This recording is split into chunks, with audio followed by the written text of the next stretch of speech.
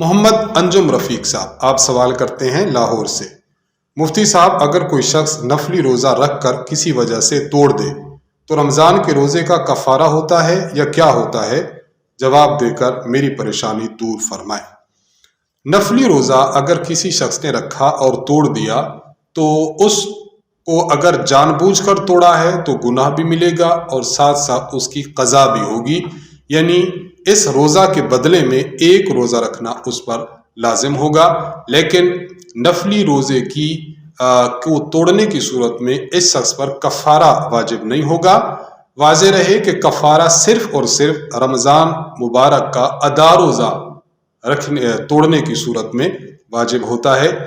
آپ نے چونکہ نفلی روزہ رکھا ہے اور اس کو توڑ دیا ہے، اس لیے نفلی روزہ توڑنے کی صورت میں کفارہ نہیں ہے، البتہ توبہ اور استغفار بھی لازم ہے اور ایک روزے کی قضا بھی لازم ہے۔